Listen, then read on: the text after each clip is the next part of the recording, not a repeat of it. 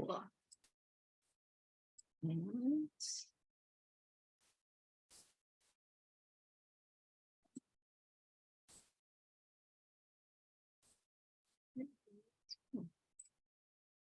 perfect. So it is incredibly important that we take a moment and acknowledge the lands that we are on. As we are meeting on EDGE's terms, it is important to note the traditional territories of several Indigenous nations that Sheridan College's offices are located, which includes the Anishinaabe, the Haudenosaunee Confederacy, the Wendat, the Métis, and the Mississaugas of the Credit First Nation. These traditional territories are covered by the Dish with One Spoon Treaty and the Two Row Wampum Treaty. For me personally, I am located on the traditional territories of the Anishinaabe and the Haudenosaunee Confederacy. If you have not looked into your specific traditional territory you are on at this moment in time, I highly encourage you to visit Whose Land to learn more about it. I'll place the link into the chat if you have not done so.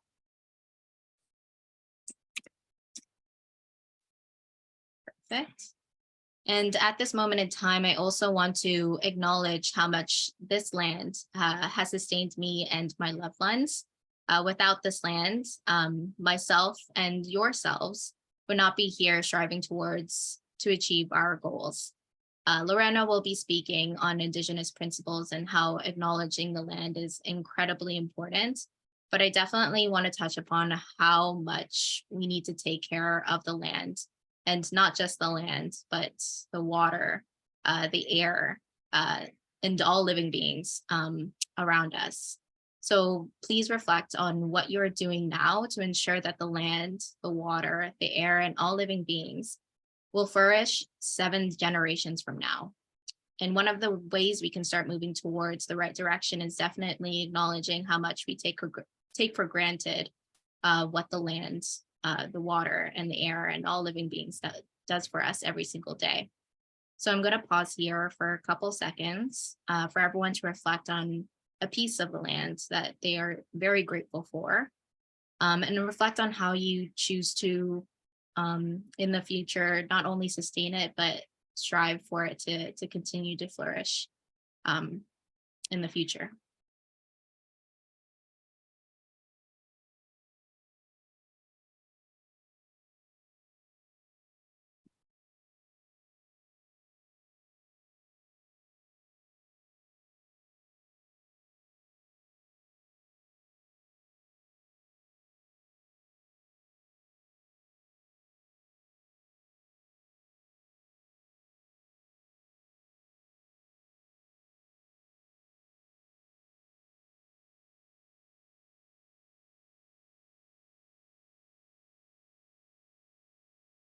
So as we're coming back together after this moment of reflection, I hope that today that you're not just only acknowledging it, but for today, being grateful for the land, but also continue to acknowledge after today's session and every day from now on. So again, thank you for joining us today. For anyone that is the first time joining a public session at EDGE, a little bit of a short intro of what EDGE is. EDGE is Sheridan College's entrepreneurship hub where impact and entrepreneurship thrive. We are a vibrant community of people from all backgrounds and walks of life who believe entrepreneurship can make lasting changes in society. We support change makers as they explore entrepreneurial approaches to creating a more equitable and sustainable world. At EDGE, we help founders grow ideas and ventures that support a triple bottom line approach of people, planet, and profit. We offer mentorship, learning programs, an inclusive community, co-working spaces, and funding opportunities. We also connect Sheridan students to opportunities to learn and work with startups and collaborate with community partners to support impact entrepreneurs in the region.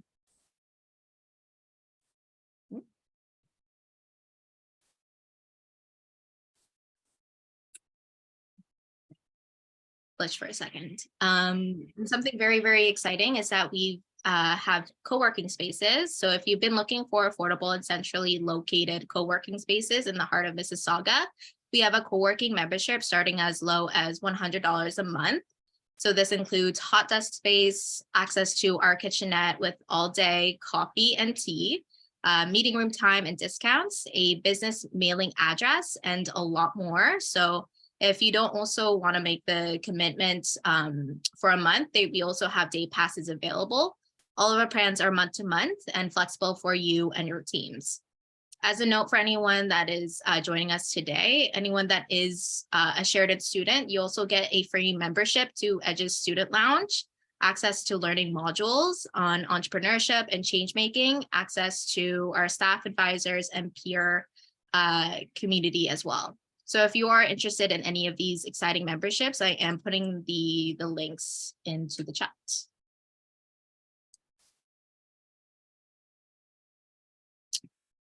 Next is, if you like today's session, please consider joining our next 3 public sessions, which is the alternative business models, digital marketing for startups, building your first prototype. I believe alternative business models is sold out, but if you are interested, please feel free to send us a message on our Edge website.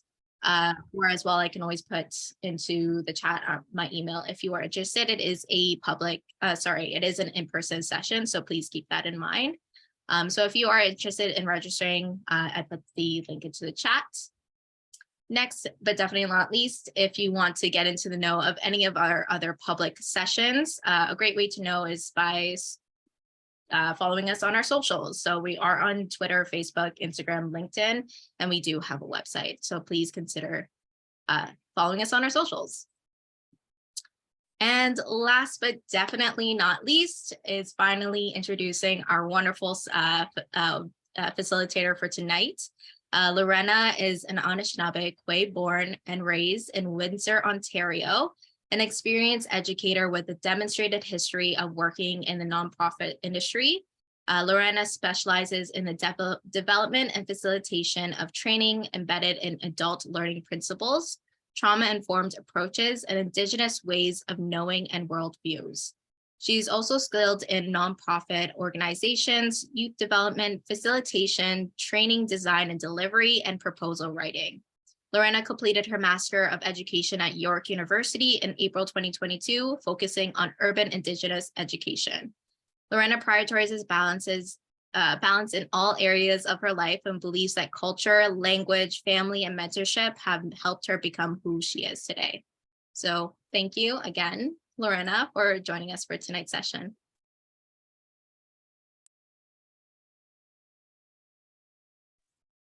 Sorry, been 3 years, still trying to figure out Zoom. I'll get there by the next decade. Thank you for your introduction and thank you for letting me join today. I am excited to be here. I think this might be my 3rd session I've done with Edge, and always happy to be able to just have discussions and chat and engage with those that are in attendance and participating in this work, because when we talk about social impact, when we talk about planning, when we talk about engagement with community, it's so important that we begin to understand what does sustainability look like, what does social impact look like, what does entrepreneurship look like, from all different ways of seeing it, all different worldviews, and how do we begin to, and I think this is a lot of work that Edge does, is help to unlearn just mainstream ways of that entrepreneurship has to take place, and helping people find those creative ways and those innovative ways to create change in community. So today I'm going to share a few videos. I'm going to chat a little bit, but I'm really open to comments and questions. And I was in a session earlier today. I was talking to Erica and I was saying, I talked for an hour and a half, and it was a lot more easier because I was just talking about myself for an hour and a half. And I don't plan to do that today or this evening, but I'd like to hear from all of you as we have conversations. And after each video, I'm gonna ask everyone, what are your thoughts? What are some of the things that stood out for you that some of these Indigenous community members and scholars are saying when it comes to, sustainability, when it comes to the impacts on the environment, when it comes to working together to create change. So I'm just gonna share my screen.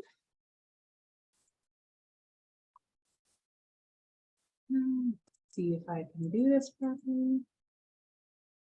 Do you see the right, what screen do you see? Is it the one with my notes or no? No notes, we just see Perfect. See, 3 years, we're getting there. Slow progress. So thank you again for providing that land acknowledgement. It's so important that when we do work within communities, when we have conversations, when we are trying to really understand movement and change, that we take that time to do that land acknowledgement, where we take that time to understand where we are and our relationship to the places we are. The relationship to the land, whether you're on the 23rd floor of an apartment in downtown Toronto, where is the land that still sits there? Who are the people who have been there for generations and who are still living there today? And how do we acknowledge that? Because acknowledging that is a huge part of how we create change, how we make movement happen. So one of the first things I really want to start by is really going back a little bit to that land acknowledgement, but also relating it to sustainability. One way to start talking about sustainability, to talk about change, and the importance of creating change and moving forward and understanding impacts, is by recognizing what sustainability looks like from an Indigenous worldview. And when we look at sustainability, the most common definition we see is the one from the United Nations Report on Sustainable Development Goals. And it really talks about meeting the needs of the present without compromising the ability of the future generation to meet its own needs. And when Erica was doing even that land acknowledgement, she talked about how, that land acknowledgement is about giving thanks and also taking care of the land for those future generations. And so even in that understanding, it's relating it to what this definition here is. It's relating that to a mainstream understanding of what sustainability means, what impact means. So one example of what we can talk about when we talk about sustainable development, when we talk about sustainability, it can be looking at the understandings and the teachings and the stories that are told through wampum belts. And on this slide here is one example of a wampum belt. This one specifically is known as the dish with one spoon wampum belt. And the dish with one spoon wampum belt is one that holds sits with a lot of the territory here in Turtle Island. And when we talk about the dish with one spoon, what they talk about was many generations ago, there was a lot of fighting and turmoil happening over land between different nations, between Indigenous communities, between the Haudenosaunee, the Anishinaabe, between the Cree, between the Algonquin, the Wendat. They were fighting over land. They were fighting over resources. And it was really about how do we begin to put down our weapons and stop fighting over things. And if we stop fighting over, the resources, the land, we can begin to look at things from a view of peace, from a view of change as a collective. So what they talk about in this story was that through this turmoil that was going on in these communities in this ongoing fight, the peacemaker came in, and the peacemaker talks about how they're going to live in this world of peace. And so some of these teachings come from the Great Law of Peace, and what they're going to do to live this good life, what they're going to do to sustain this land. And so what they start to do is they start to talk about how they're going to live on this land together. What are the things they're going to do? How they're going to support the land. And so in this meeting that they have this massive meeting with all these different communities. And in this meeting, they have one bowl. And in the wampum belt, the bowl is represented by the purple on this wampum belt. And in the center of it, there's actually a spoon. So that's what that white in the center of the purple represents a spoon. And in that dish, in that bowl, they're actually serving beaver tail. And at the time, beaver tail was a delicacy. It was something that would only be used for important ceremonies, something that was highly ceremonial. And so in this bowl, they have, that beaver tail. And there's only that one dish that's there with this spoon. And there's no knives. And one of the reasons they really talk about not having knives is to represent that the way we should create change, the way we should work together, the way we should protect this land and take care of it is by making sure we lay down all our weapons. And that when we do this, we're going to do so in a way of peace and friendship. And so the important piece to this as well is that there is only one dish. There is only that one bowl. Similarly, that dish represents Turtle Island, represents Mother Earth. There's only one Earth. There's only one Turtle Island. And so what they do is they talk, and as they're talking, they're saying, we have this dish, we have this spoon, but you need to remember that this dish and this meal has to go around the entire community, has to feed everyone in this room. So you yourself only need to take just a little bit in what you need for yourself, because this dish needs to feed the entire community. And so what they're talking about, and how when they're talking about this in terms of representation of sustainability, is reminding us that with this dish representing Turtle Island or Mother Earth, there's only one of it. And we need to be mindful to only take what we need from it, not to overconsume, not to take too much, because we need to make sure that future generations are going to have some. And so similarly, within their own understanding, they needed to make sure that those who were taking part of that dish made sure that there was some for everyone else in the circle to feed, that everyone deserved to have a little bit of what they needed. So really highlighting the same understanding that it's about taking what we need, but making sure we're taking care of it enough and taking care of the land enough so that future generations will still have what they need. We'll still have the land, the waters, the plant life, all those things that we need to survive. And as we're doing that, we're taking care of each other. We're taking care of the land. We're taking care of the space. And so when we talk about sustainable development, we're talking about change, and we're talking about, creating ventures that some of you are working on. It's about making sure that we're doing so in a way that also takes care of the land, also takes care of the community, the space in which we live and work and study on. And so making sure that when we do, create new projects, create new ventures, create new ideas, that they're not things that are going to erode, that are going to ruin your own relationship with the territory you're living on. That it's not going to ruin your relationship to the communities you're working with, but that it's there to make sure we're finding a way to sustain our lives, the community, and possibilities for future generations and others that surround us. One way that I think I hear the teaching of sustainability so well done is through a video I'm going to share in just a moment by Gregory Caete. And he's an Indigenous scholar, and he shares so much around science and the stars and teachings that he received as a Pueblo, and how that relates to his own understanding of sustainability. What does that mean? What does that look like? What are things we need to understand from our own past teachings to be able to better support one another? And so I'm going to play this video. So I'm going to stop share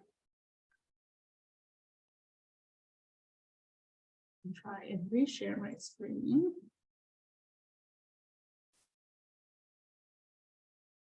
I'm going to stop share again because I did it wrong.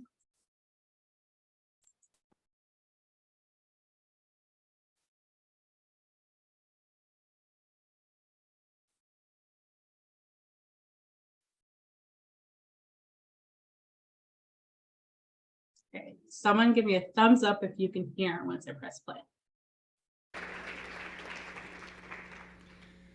Sengi Hung, as we say in Tewa. I'm from Santa Clara, Pueblo, and my greetings to you, and the pleasure that I have to share some thoughts and perspectives with you about a very special story that, in a sense, is a story of sustainability and is a story that is very ancient within the context of Puebloan peoples. And so the name of this story is really a Pueblo story of sustainability. And I invite all of you into the world of Pueblo people because the story actually is a story of emergence. It's a story that is shared, and if anything can be said about what is in common among Puebloan peoples is that we share a common story. Although we're very diverse, we have different languages, many different customs, but what we do share is this story. And this story of emergence is shared in many times, in many places, within the context of Pueblo communities, to describe and for us to remember what is our responsibility, what is our relationship, and what is the nature of the journey that we take as a people, as a community, through time and through space. So this is the story of Indigenous sustainability from a Pueblo perspective. So when one looks into the world from this Indigenous perspective, as this slide shows, what is seen is really a tapestry of interdependence, interrelationships. And so in the native eye, looking out into the world, there is this understanding that everything is related, everything is connected, and that we have a place within that tapestry of interrelationship, that tapestry within the world. Many times this notion of journeying through a storied landscape is described as a pathway in life. And so as we talk about what is the nature of this journey of sustainability, this story of emergence that is common to Indigenous peoples, and also especially relates to the journey of Pueblo people in this land, in this place, which is really a 20,000 year journey in this place, in this land. We refer to it basically as an understanding of that perspective. So one of the terms that we've used is look to the mountain. And in my language, it's pronounced Bimpiobi.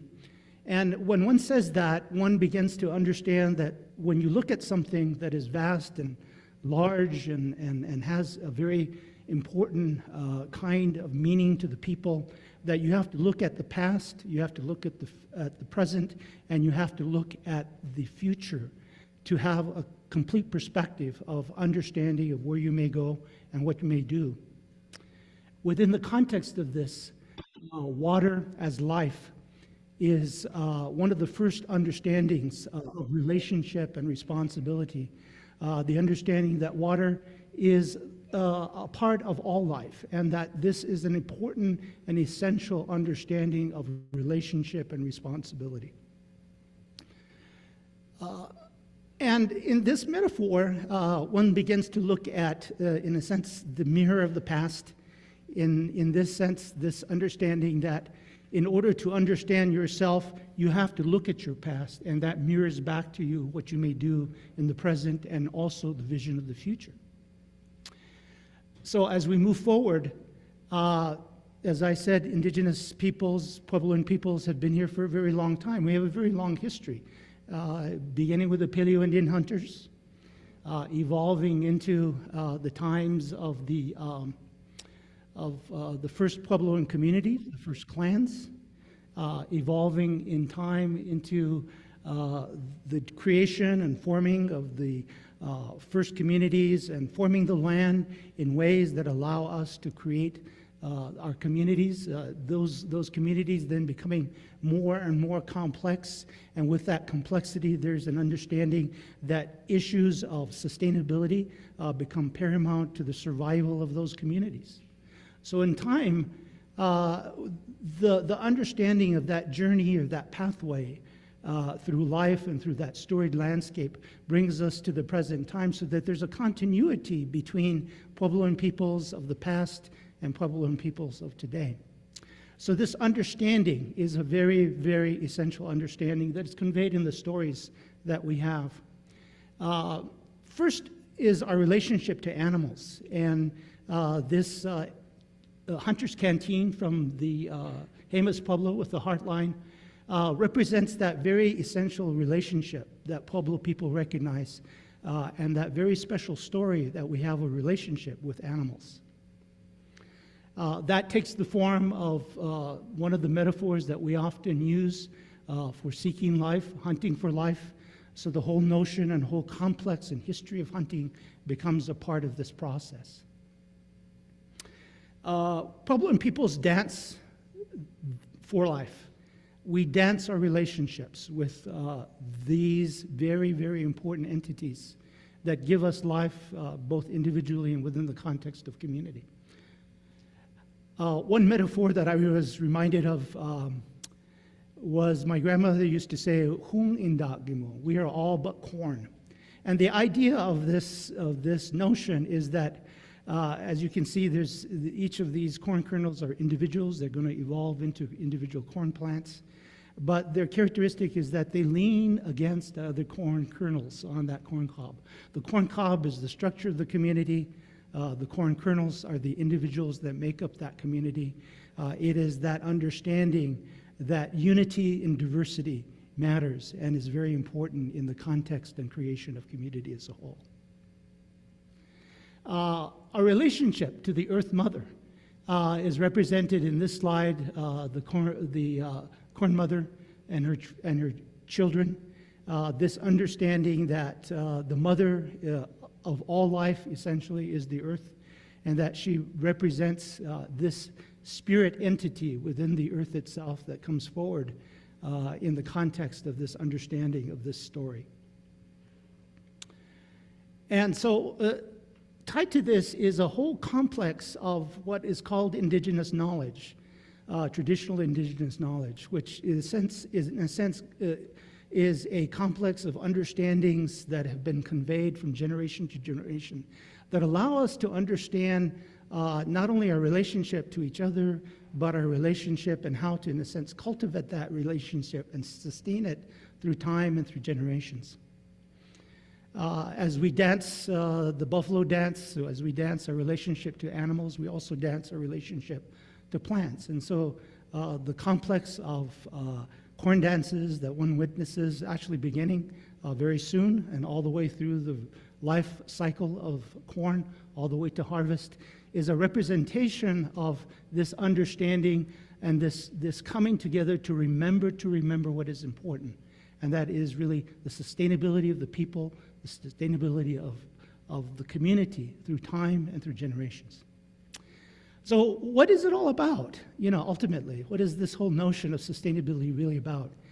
It's really about the good life. And so the harvest really represents that understanding of what it's all about. You know, and in this context, one can see that seeking life, finding life, and having life are all combined in this context of understanding this metaphor.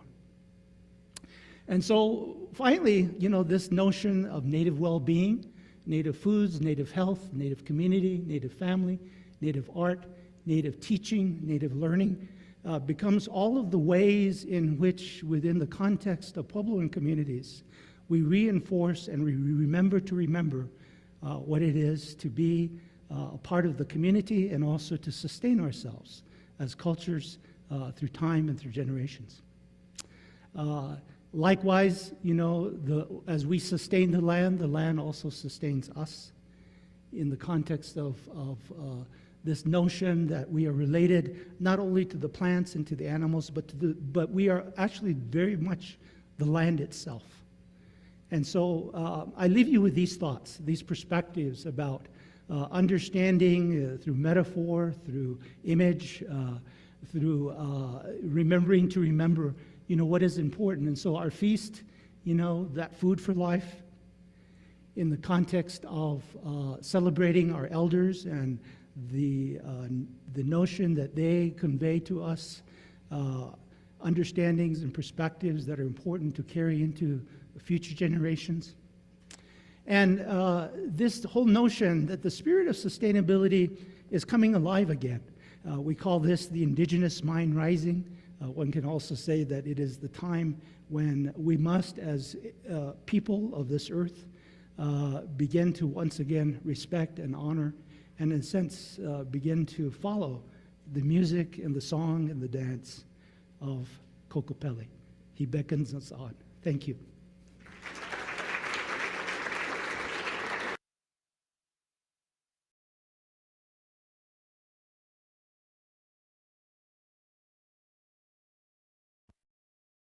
So I wanted to share that video and really trying to support people's understanding of what we talk about and understand when we're talking about Indigenous understandings of sustainability, Indigenous understandings of relationship. And you can use your mic or you write in the chat if you want, but I want to see what stood out for people within some of the messaging that Gregory shared.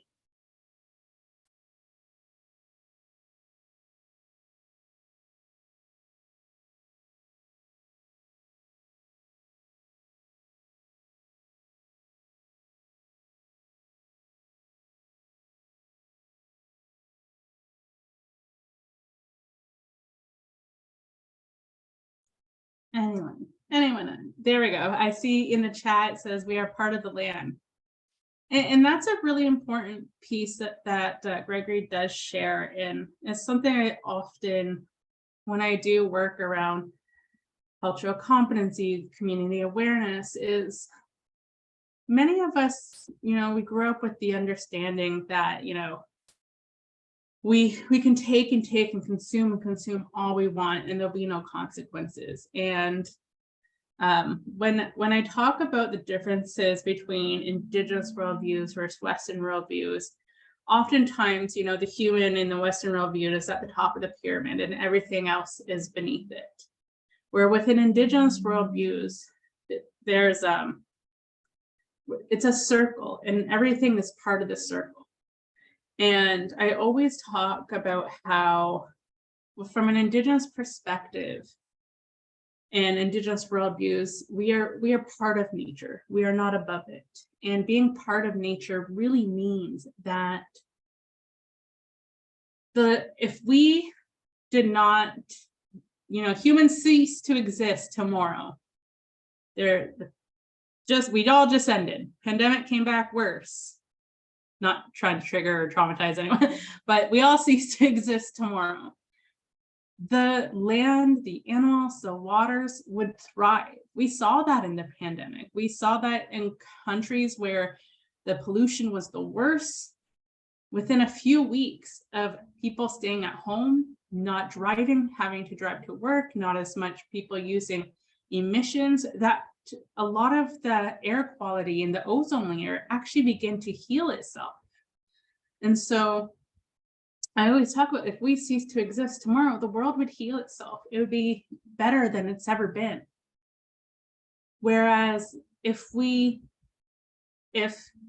animals all died tomorrow and the bugs stopped, the bees stopped to exist and they stopped pollinating, within a few months, humans would no longer be able to survive on our own. And so we can't forget about the land. We can't forget about the insects. We can't forget about the plants, because without it, we would not survive. And so when we talk about being part of the land, that's a key piece. It's not about being above it, it's about being part of it. Sydney, I did see your hand was up, and I just do you want to jump in? Yeah, I was just put it down because you were reflecting sort of what I was going to share, but what stood out to me was from that space, like stepping outside of like human-centric community, and diving into that like cyclical experience. And I think what you had just shared and merging that with what was also shared in the TED Talk was that like humans wouldn't that like there's a system that already exists and has existed since time immemorial that's waiting for humans to like live in alignment with it. And I think that that's something that is quite beautiful, because then it just impacts our space of choice to get into that holistic community. So that's what really stood out.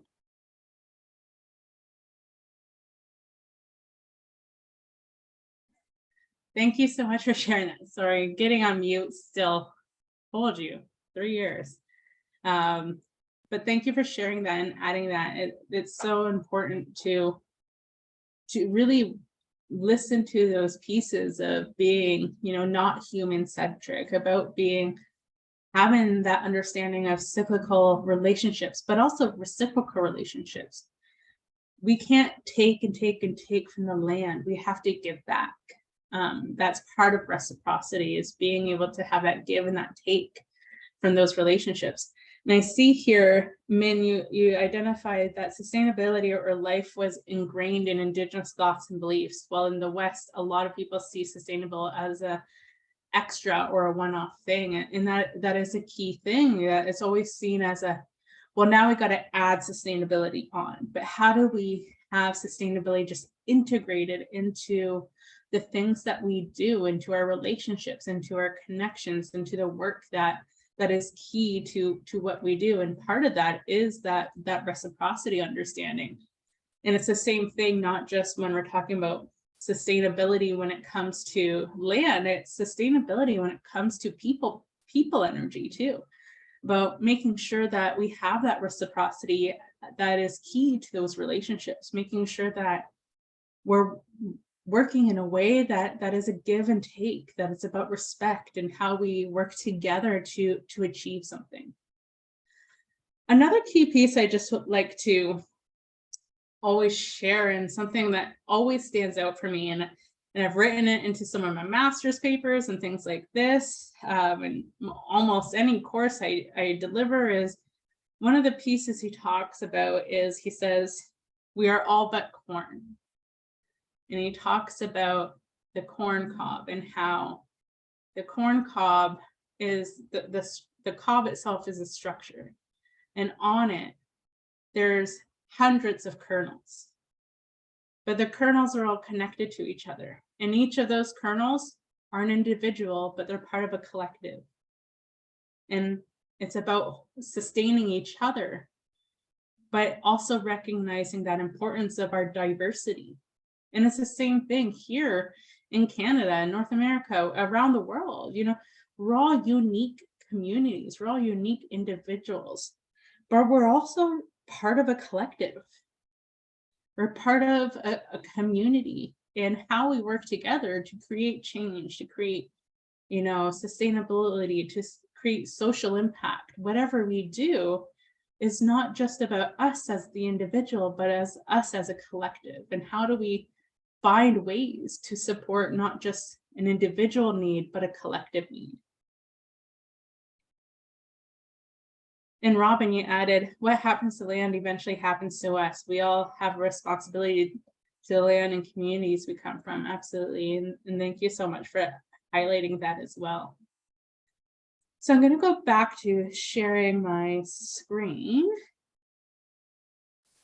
and just touch on a few more pieces before I quickly show another video. Just really, again, sharing these pieces in relation to communities, in relating them to, Indigenous worldviews and understanding. So here I highlight that understanding that Gregory talks about, we are all but corn, that each kernel of corn is a way for us to better understand our relationships. It's a way for us to better understand how to, create change. It's a way for us to understand how we support one another.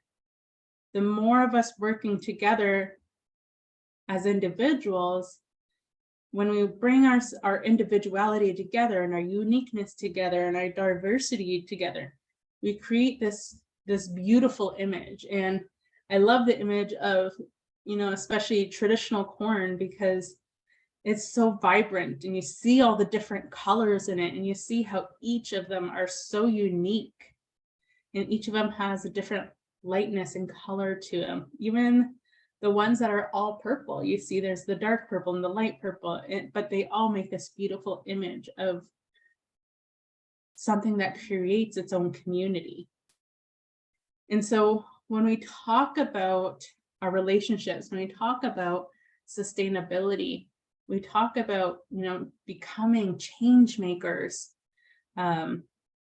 It really looks at, like, what are some things we need to do? What are some things we need to consider?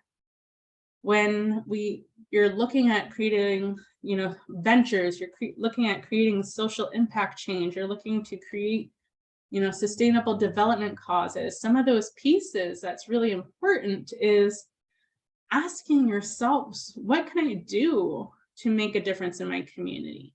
What is important for me to do? What is important for me to consider? But also looking at, what are my values that I was raised with, and how do they relate to how I interact with people around me? How do I interact with the land around me? What skills and knowledge do I have? And if I don't have it, who are the people that I need to bring to the table? Who are the voices that might be missing? I can want to create change all by myself, all I want. But what I think might need to change to better a community might not be what's needed. And so I need to work with that community. I need to understand their voices. I need them at the table to say, maybe we've tried this. Maybe we've tried to make this change and it wasn't something that was successful, but how can we learn together to make it, to create these changes? And so one of the things when we talk about creating change or moving towards change making or social impact change is to be able to do that and make that meaningful change. It requires you to, build critical thinking. It requires you to build relationships. It requires you to understand the impacts that might have on others, and understanding, who are we missing? Who do we need at the table? What do we need to do to move further together? And being able to recognize what I can't do. That's a key piece when we're talking about Indigenous worldviews, is knowing that I can't do it on my own. When one of the biggest teachings I've ever had was the All My Relations Wheel teaching, which has you at the center. And at the center, surrounded by you, is then your family. Surrounded by your family is then your community. Surrounded by your community is the nation. Surrounded by the nation is the plant life, then the animal life and the insects, and then the star world. And so knowing that if I create change at the very center, it's like a ripple in the water. The moment I start to create change, it impacts my family, the community, the nation, the animals, the plants. And so it's not just about me anymore. It's about a larger system of connections. And Leanne Simpson talks about it as constellations, that we're all connected. And when we make these changes and we think of the connections that go beyond ourselves and are trying to create change, that it creates these images that if you look into the stars, you see all these connections, these constellations. And we need to think of ourselves in that way. We need to think of ourselves in those connections. And if we're making those connections and we're thinking of those and we're engaging with them, we can create these beautiful images, these beautiful constellations that go beyond just us. Part of recognizing constellations and relationships and reciprocity is an understanding of Bidabin. And Bidabin in Anishinaabe, when you translate it, the verbatim transformation is the point at which the light touches the earth at the break of dawn. So the moment right before the sun rises, and you just get that flash of light at the very top bottom of the sky. That is Bidabin. And Bidabin represents past, present, and future. And this also relates to this understanding of change making, relates to sustainable development, or relates to social impact. It relates to change.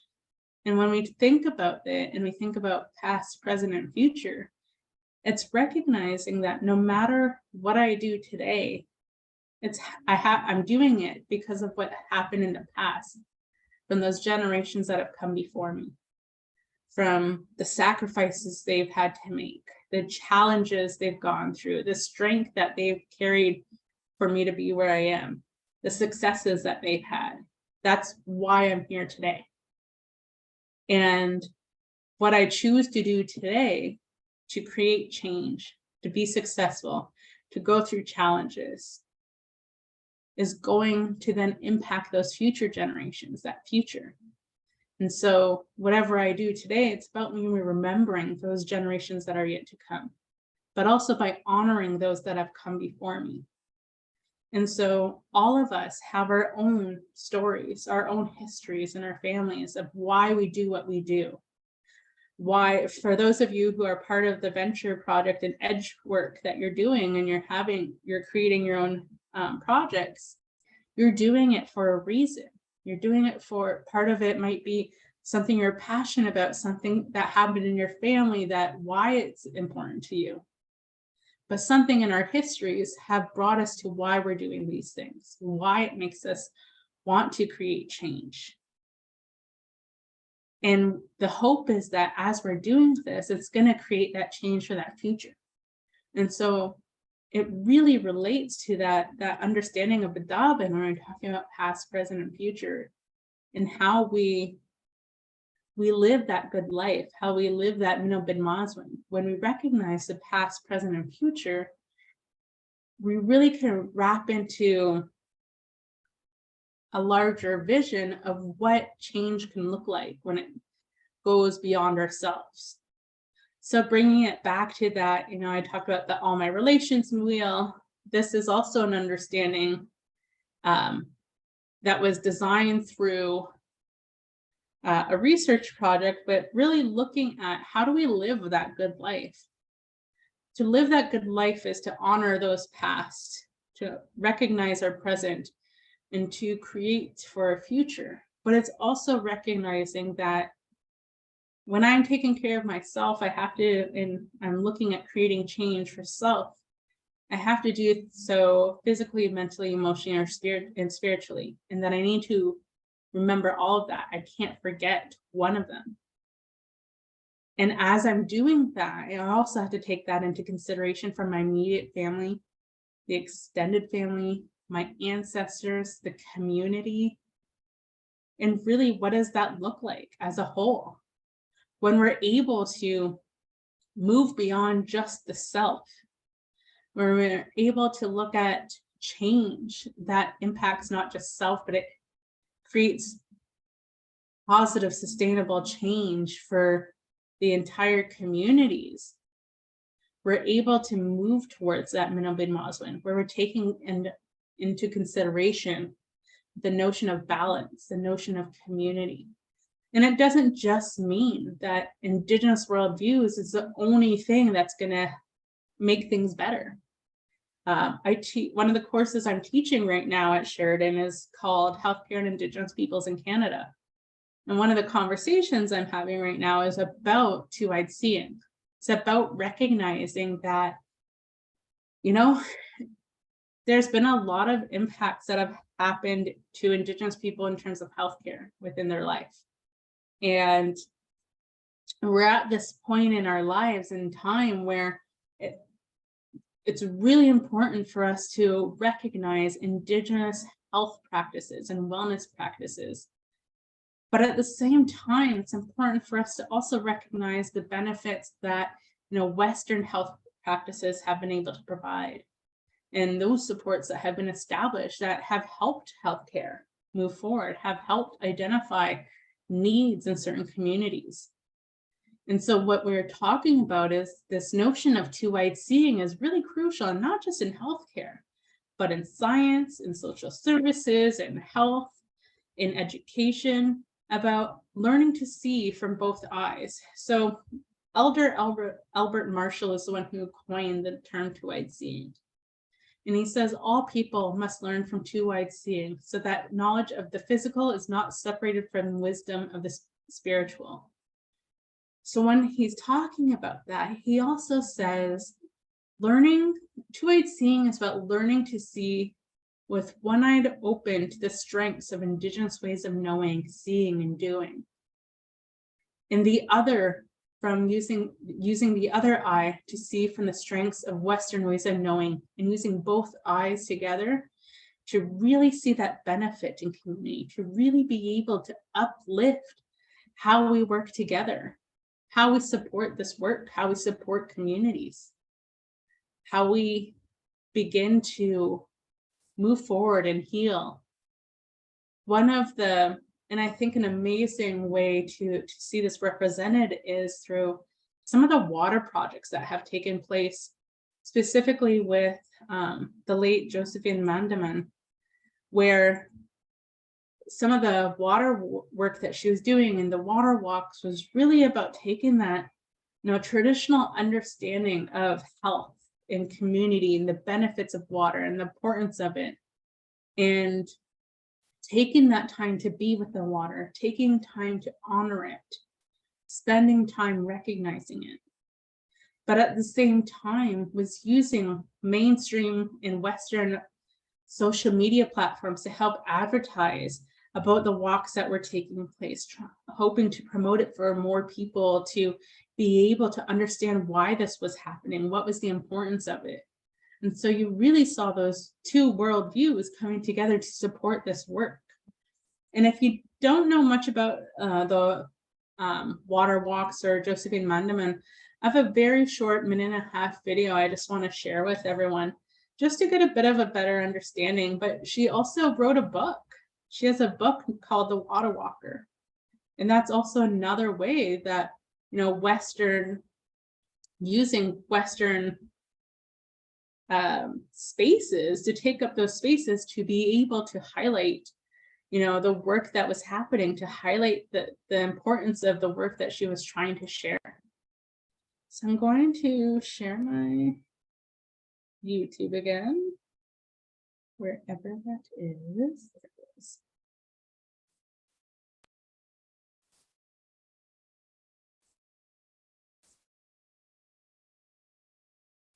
As women, we are carriers of the water. We carry life for the people. A wise Ogema, a chief, told us in the lodge that an ounce of water would cost more than an ounce of gold by 2030. I wondered, how can I get people to stop polluting the water and start respecting her?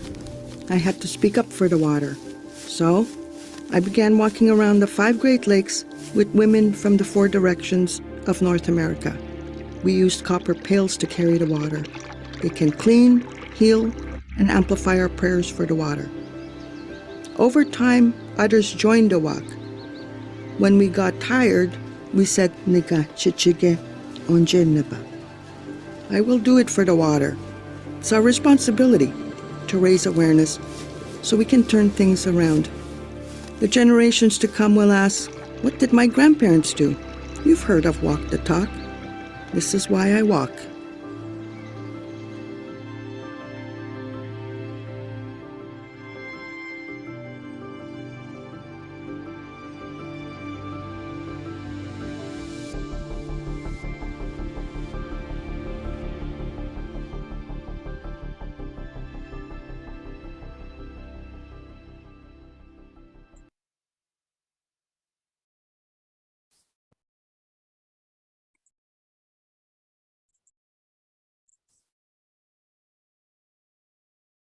So I wanted to share that video.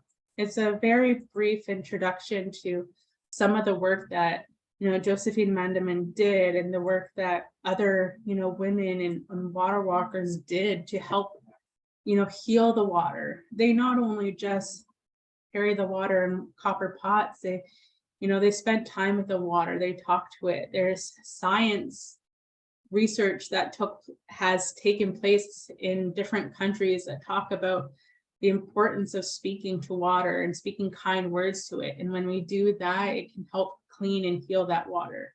When we say negative things to water, it can actually harm it. It can actually help pollute it more and faster. Today, Josephine Mandelman's great niece is actually still doing this work. Her name's Autumn Peltier, and she's still doing the work of talking about water and trying to preserve that and look at how important water is to our life. You see in the little image here on the PowerPoint, it says Nibi is life. That means water is life. And it's about how that sustains us, how it continues to keep us going, how it continues to heal us and help us survive for more generations. And sustainability happens in many ways. This really focuses, it brings in that two-eyed seeing of ways that they've been able to help promote it, but also the traditional approach that was taken to take care of it, to speak to it, to help heal it. But sustainability from a two-eyed seeing is also really highly represented within the work that Cheekbone Beauty does. They're an Indigenous entrepreneurship an organization now that works to really support sustainable development. They have three major domains when they're talking about how they're going to move towards sustainable development. Their three main focuses are not just economic, but it's social and environmental. Those are the three things that they're looking to do. They're looking to help support a lot of the work that they do for social sustainability is really supporting, women and women who are at risk of violence in communities, really trying to talk about sustaining life in another way.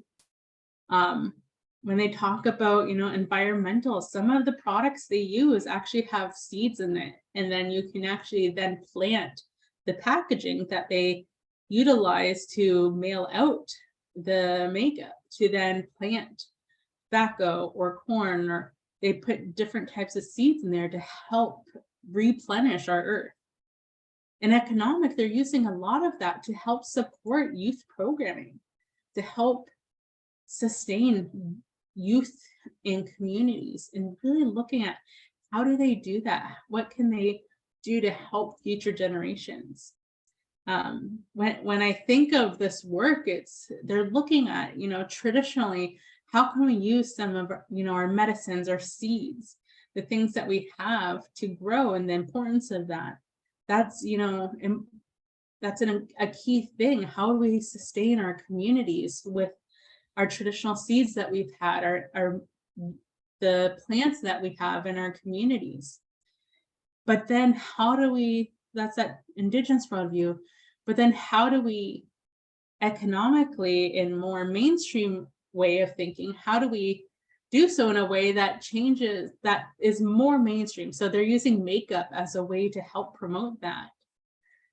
So they have a whole line called Sustain, and their eye pencils, their lipstick packages, all of those that they use within that Sustain line is actually all seeded paper boxes.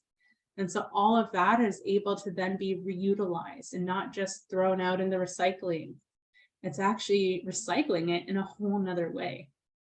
And so they're really looking at giving life and recycle in a whole new view of what we typically think of recyclable packages.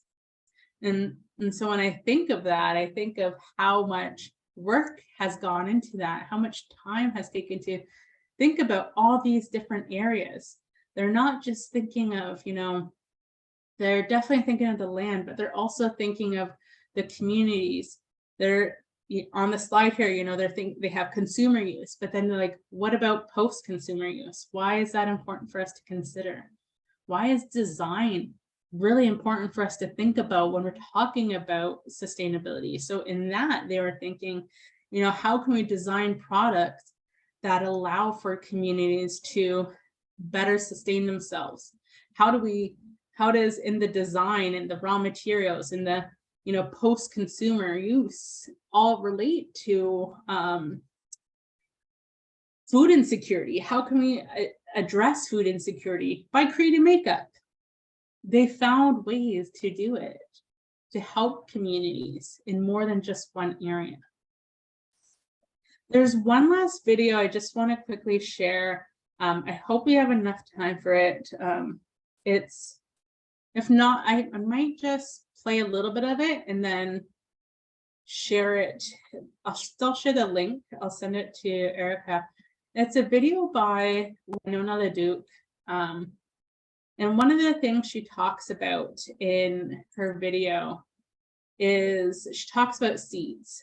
And when she talks about the seeds, she talks about it as a way of continuing life, continuing communities, how important our relationship to seeds and the land is important.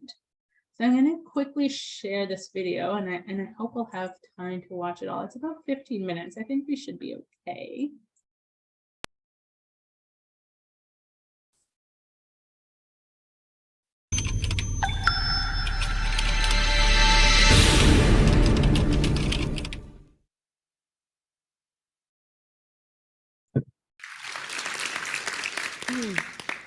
Ani nindoe maganaduk, nagagoy kitamagas, bine seque de go makko and odeum, go babani cog, ish kaniganing and nunjaba, miigwich. Greeting you in Ojibwe, as you probably gathered, a language from this Omaha king here. And I'm thanking you very much for the honor of being here. I'm telling you, I'm from White Earth up north, my reservation. I'm calling you my relatives.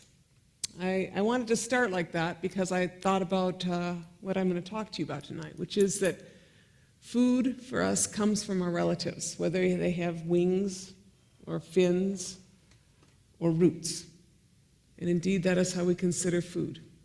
Food has a culture, it has history, it has stories, it has relationships that tie us to our food. Food is more than something you just buy at the store. Something that just doesn't have a stamp on it. In our community, we are told a long time ago by our prophets, our Anishinaabe people lived on the eastern seaboard, and we're related to those people out there, the Wampanoags and others, and we were instructed by our prophets that we should follow a shell which appeared in the sky. And in following that shell, we would arrive at the place where the food grows upon the water. And that food that grows upon the water is monoman, or wild rice. So we were instructed by the Creator to move here, Omaha King, to this place. And our wild rice, our monoman, is our most sacred food. It is the food that is first food given to a child when they can eat solid. It is last food before you pass into the spirit world. As for all our feasts and all our ceremonies, it is very important to us. And we, as you know, we fought hard and long to keep our rice and to keep it good. This is a picture of Nokomis and Nana Buju. That's our spirit beings from who we descend, making wild rice. And this is my community today. Do pretty much the same thing as we did for 1,000 years. We got an aluminum canoe now instead of a birch bark. Hard to get trees that size these days. But we still rice. And in the month that is called Menominake wild rice making moon, August into September, you'll see our people go out on the lakes. And we feel a great joy when we go out there with our 2 sticks in a canoe, go out there and harvest the rice. Sometimes it's tall or short or fat or skinny or looks like a bottle brush or looks all punked out. It's diverse. And that's how we can keep it, because when a wind comes through, it blows off some of the rice, it doesn't blow off other rice. There's great diversity, in that. We still parch it the same way over a fire. You can dance on your rice and your new moccasins and do pretty much the same thing for all these years. And that defines us as Anishinaabe people. Our story of our relationship to food is similar to the relationship that other people have to their foods. This is Jerry Kononui on the big island of Hawaii. And this is kalo, or taro. There's about 80 varieties of taro that exist in Hawaii. And they refer to it as part of their cosmogenealogy. I never heard that word till I was over there. And what they said is that in their original stories, in their original beings, the sky and the stars had a child. And the first child born was a son named Kalo. And he is born stillborn. And they buried that child. And then the mother cried, and when she cried, from that child and from the ground emerged kalo, or taro. As the elder stillborn, the younger child that was born was Kane, or the Hawaiian. And so they consider that the taro is their elder brother. And so it is not surprising that they, like the Ojibwe people, as you may know, we fought the genetic engineering of our wild rice, also the patenting of our wild rice. It will not surprise you that the Native Hawaiians also fought against the genetic engineering of their cosmogenealogy, of their older relative, and fought the patenting. I like to call this picture, white men can't dance. What it has to do, these people are doing, it's like a haka. They're summoning their ancestors in their dance to come forward and to help them to face off with the enemy, in this case, genetic engineering, and the University of Hawaii. And they're facing a bunch of white guys in suits at the University of Hawaii, are probably a little concerned with the arrival of the Hawaiians here. And in this case, the Hawaiians defeated them, both on the patenting issue. The patents were torn up at this meeting on the food itself. And they also, in Hawaii, they have a ban on the big island of Hawaii on the genetic engineering of taro.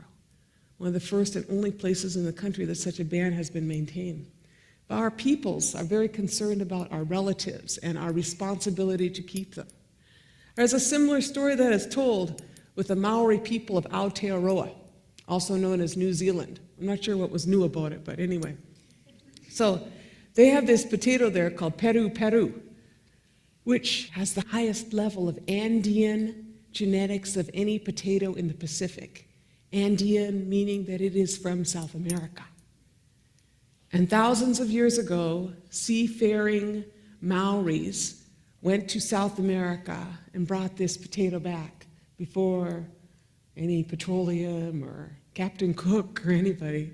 And they had this potato, and they grow this potato. And so as you can imagine, when the universities in New Zealand wanted to genetically engineer these potatoes, they again were faced with the Maoris, who said, we don't think that's a good idea. We don't want you to do that, and we're going to oppose you. And they won. There are no genetically engineered potatoes there. And in that, they reestablished a relationship with the Aymara people from Peru area, who thanked them for protecting their sacred food as well. So these stories are worldwide issues on the challenges that our relatives face, whether it is genetic engineering or whether it is patenting. But perhaps the more prominent issue that we are facing is in fact the extinction of species of foods in themselves. Over the past 100 years, you've seen a 75% decline in agrobiodiversity.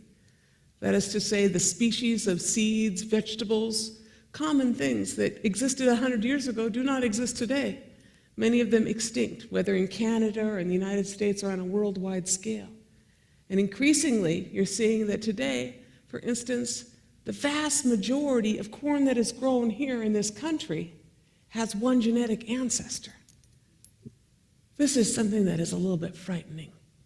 In addition to that, we are seeing that there is a more concentration of the ownership of these seeds themselves by fewer and fewer. This has big implications for our peoples. My community, the White Earth Reservation in northern Minnesota, on our reservation, 1/3 of the population served by Indian Health Service has diabetes. That diabetes is caused by the rapid transition from a traditional food to industrialized foods.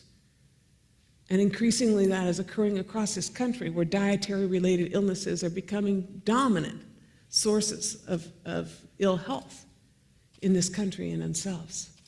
Has a huge health impact, this loss of access to our traditional foods. Because today they're saying that we get the vast majority of our calories from less than 30 varieties of foods, concentration in fewer and fewer, and a lot of them, of course, kind of greasy in themselves. Then there is the economic issue. You could look at it a couple ways. One, concentration of ownership of seeds in a few corporations. Increasingly, farmers who held these seeds and had the cultural patrimony, rights, relationship, and the wealth in themselves are being deprived of that by patenting laws and increasing ownership. About 7 corporations control almost all the seeds that are commercially available in the world. Yeah? In our own communities, though, this is a problem in itself. My reservation, our Ojibwe people, totally self-sufficient until pretty recently on food. That is to say, before 100 years ago, we are the northernmost corn producers in the world. We push corn 100 miles north of Winnipeg. Many varieties, a multitude of sources. Maple syrup, that was us way before Aunt Jemima, All those foods we had in our community, yeah? But today, we don't produce most of those foods. So my reservation, which is stricken with a good deal of poverty, as many other Indian reservations, we find that we spend about $8 million a year on food, and of that, we spend $7 million like that, off reservation, purchased Walmart, Food Service of America, Cisco, etc. If you look at it, it's almost, and what you buy on the reservation, you end up buying just a little bit that is in the food stores there, and what the vast majority of the food stores there sell is junk food. Good food not accessible. In that food economy represents about 1/4 of our tribal economy, which is lost down the drain through different sources, something which could be a source of wealth for us in our community. I don't know how to quantify the cultural grief associated with loss of your most ancient varieties. I don't know what that price tag is, but I know that it is significant, what is happening to our peoples. But it is not just what is happening to our community, it's what the future is going to look like for all of us. Because we're sitting in Minneapolis today and it's 100 degrees out. That is climate change, is what is going on here. You've got floods in parts of the country. You got a good portion of the country is on fire right now, right? You got tornadoes coming down. They are saying that over the next 20 years, we're going to spend 20% of world GDP on climate change-related disasters. And amidst that, we have a food system that is increasingly concentrated in both its monoculture and its ownership. They're projecting a 34% loss in corn crop in North Dakota. And what I am concerned about is the fact that we don't have all the seeds we could have at the table. What we have is a concentration and a rising sense of food insecurity. So we have some ideas on this. This is my community. We have this corn restoration project. This Bear Island flint corn we've been working on for a long time. It's a good corn, and in that corn in itself, it came from Bear Island in the middle of Leech Lake. I got about this much from a seed grower. He gave it to me, and now we have fields of it. It grows about this tall, has big ears, doesn't require irrigation, frost resistant, and when a sear wind comes through, Monsanto's Roundup Ready corn tips over, but our corn is still standing. That is the corn we are looking at. The one in the middle, beautiful, pink lady corn, kind of a magenta colored corn. I just like how it looks. Tastes good too.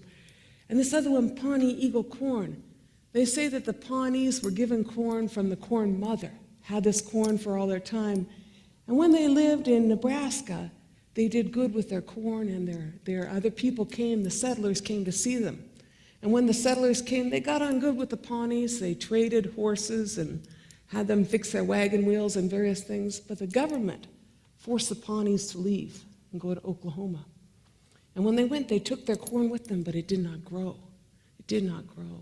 And so for many years, they grieved the loss of their corn, got less and less, till they just had like 25 different seeds. And then one day, the descendants of the settlers in Kearney, Nebraska, asked if they could help grow those corn varieties again. and they petitioned the Pawnees. Deb Echohawk, the Pawnee seed keeper, talked to the elders and they said, we'll let them try because we can't grow our corn. They sent that corn back to Nebraska and that corn flourished and their varieties flourished. And so the descendants of the settlers today grow the corn for the Pawnees. And what Deb told me was that the corn remembered the land it came from. It is a story. Corn has a history, it has a story, and in this case, it is a form of redemption. That is the work we are doing in our community. We're working to bring back our sugar bush. That's the first harvest of the season. That's my youngest son sucking the sap out of the tree, eating my profits. We like this though. We feel good when we are in the sugar bush. And we are trying to grow back all our old varieties. This young man, that's a Lakota squash.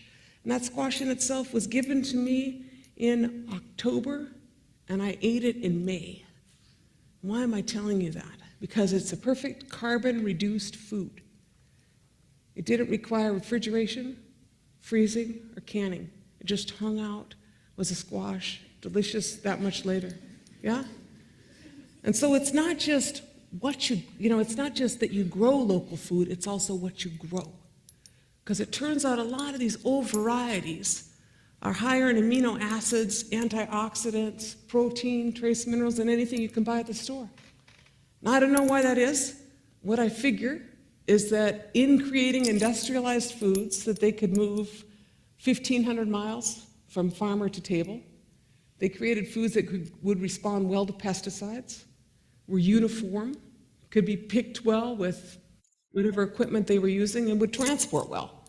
And somehow in that, I think that they lost some nutritional value, And so these seeds are the endangered ones, but these are the ones that in our theory are the seeds not just for now, but are the seeds and the hopes for the future. Now, as I reflected what to talk to you about here tonight, I remembered that my father, he passed away about 15 years ago, but he used to tell me something which, you're all pretty smart people, you're probably like me. He said, Winona, you're a really smart young woman. He said, but I don't want to hear your philosophy if you can't grow corn. That's what he said. And there's something in that was right. We could be smart in our heads, but until we restore that relationship that we have with the foods that the Creator gave us, we're missing something, We need to buy these foods locally. We need to support this. That's how you address climate change in itself. Go organic and local. Sequester your carbon. But more than that, to me, it is also about how we reestablish this relationship with our ancestors and our relatives, the ones that have roots. Miigwech, thank you.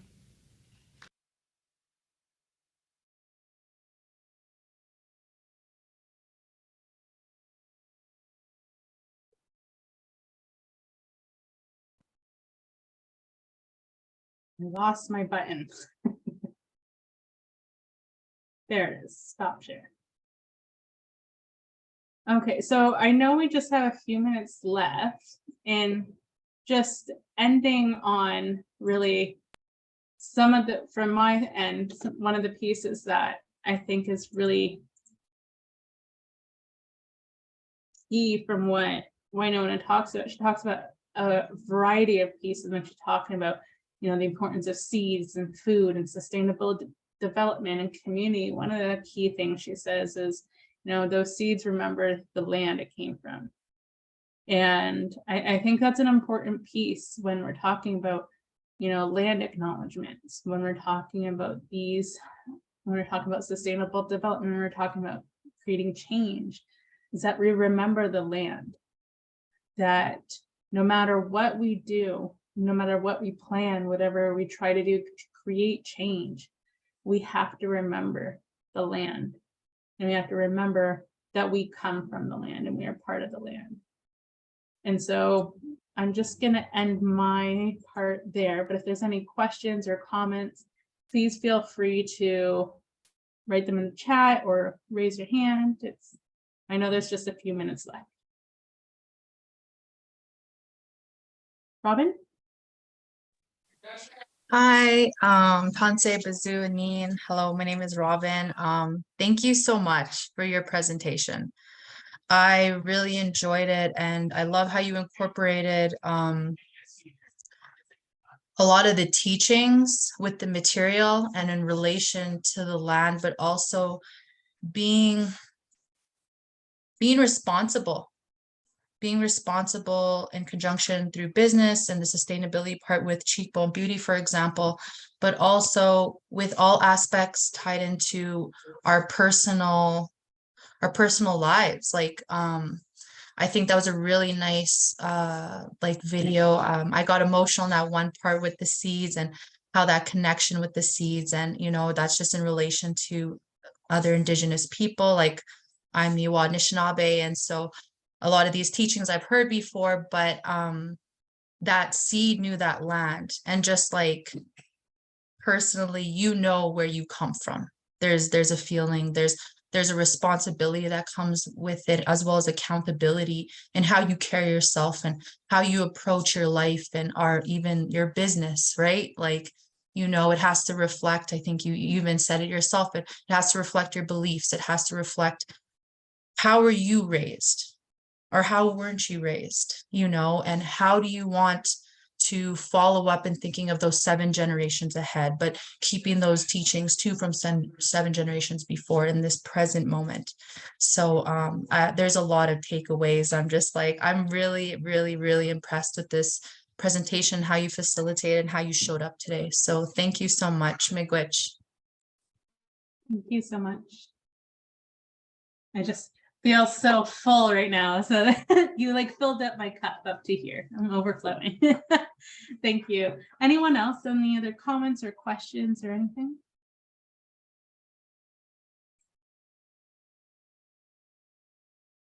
I would just like to reiterate what Robin said of just like pure gratitude for sharing the teaching and wisdoms and allowing us and inviting us into a space to think beyond ourselves and to think beyond just this present moment as we build, as we change make, and as we like create whatever it is that we are doing, and inspiring us to work more from a collective perspective. I'm really sitting with also what Winona LaDuke said about seeds of the past and nurturing seeds of the future. And that's that important space of responsibility that we exist with, like being present with the earth, being present in our bodies now to tend to both. And I'm just really touched, inspired, and grateful. And so thank you so much for sharing these teachings. Miigwech again, and thank you. And I see your venture project is around seeds, so I hope that provides more for your work as well. If there's nothing else, I'll pass it back over to Erica, I think. Yeah, so I just again want to reiterate all the wonderful things, Lorena. Always, like, I feel like I'm always like so biased when it comes to your session. It's always like I always feel so inspired and so I just feel like so much gratitude for you to be here and to share this knowledge that is so important, not only in everyone's ventures, but again for our personal lives and what we reflect in the future. So again, thank you so much. So please, for everyone that is here today, please consider filling out the feedback form. I'm actually going to share my screen so that way you can also get a QR code as well too. If you wanted to give some feedback, we would love to hear how you thought about tonight's session, what you learned, any feedback for us for the future. But again, thank you so much, Lorena. It was a wonderful workshop again. Amazing. But that is the end of the session tonight. If you want to share more gratitude within the chat, feel free to do so. If you want to just log off, feel free to do that as well. But please take the time to share some feedback with us through this QR code and on the link into the chat. And I do want to ask SIC people just to hold back for like 1 minute so we can go over some reminders. But again, Lorena, thank you so much. I also too was very getting a little bit of emotional during the session as well. Have a good evening, everyone. Thank you. Have a good evening.